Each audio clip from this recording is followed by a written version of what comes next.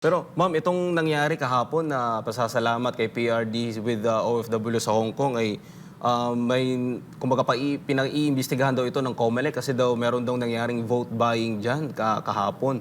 Sa tingin niyo po ma'am, sa nakikita niyo yung reaksyon, may mga umiiyak, yung tunay na emotion talagang mararamdaman natin kahit nanonood lang tayo dito sa ating mga TV.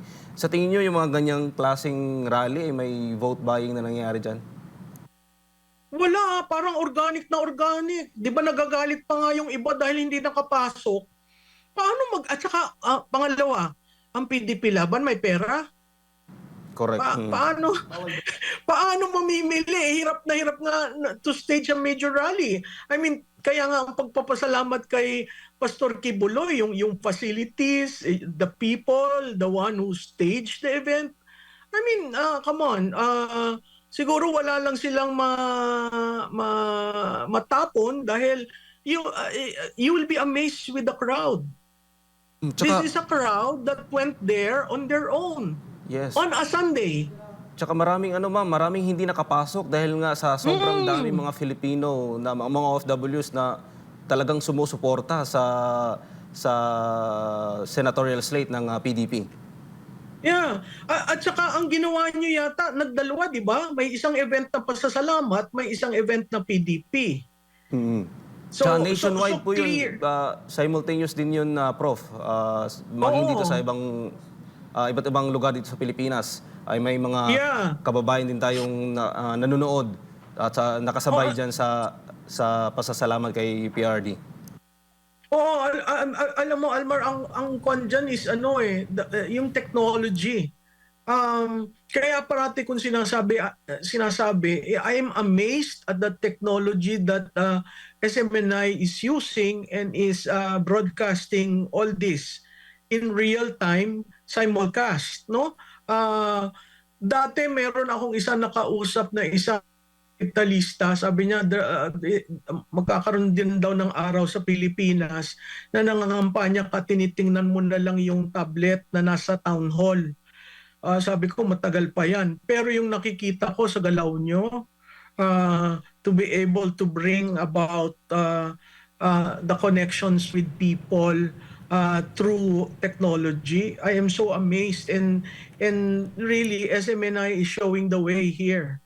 Ang tagal na nating merong mga mas nauna pa sa inyong media organizations pero hindi nila nagagawa yung simulcast nationwide. Yes, correct, Prof. Ito, from Hong Kong pa ito. So you are changing the landscape of political campaigns in the country through that technology. Yes, actually, Prof, yung sa Hong Kong, ang Southern Stadium, meron siyang, ang capacity niya lang is 2,000. Pero umabot sa 10,000 po ang dumalo dahil hindi na po magkasya eh. Tapos yung Ang ilan nasa pumasok? labas na po. Ang kaya lang po kasi sa loob ng Southern is 2,000. Pero yung iba nakatayo na rin po. Pero halos ang bilang po nila, abot na po ng 10,000. Kabilang na rin po yung mga nasa labas. Wala na po silang... Yeah, nakita ko yung still shots nyo na mahaba ang pila no, na nanonood rin. It was really amazing, no?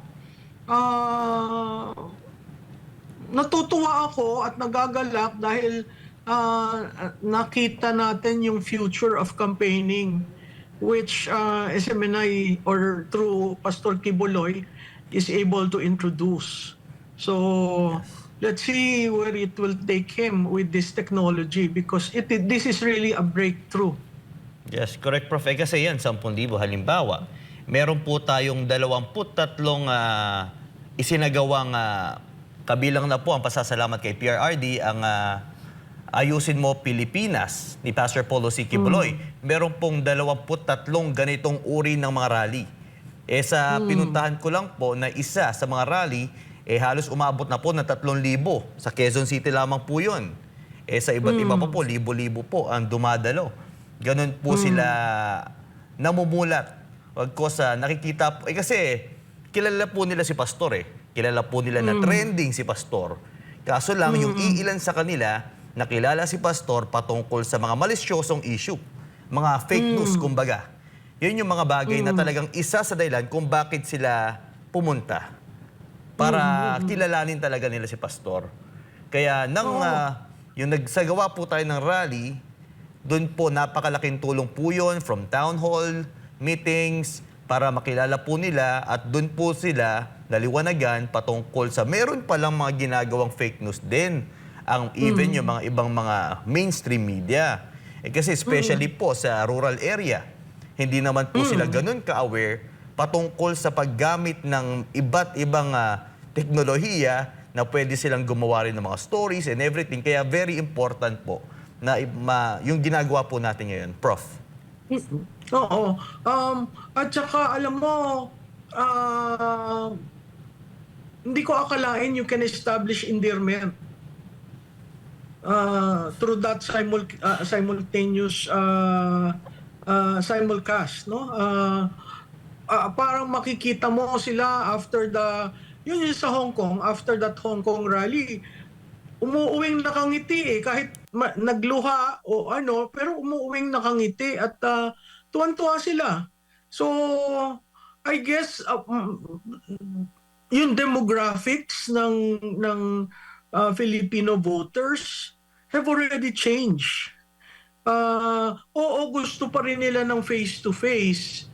Pero, syempre, may mga gastos doon pag nag-face-to-face. Pero yung marireach mo sila through their cell, marireach mo sila through their computers, I think that is what is being played here. And it can be further enhanced as we go along the different election cycles.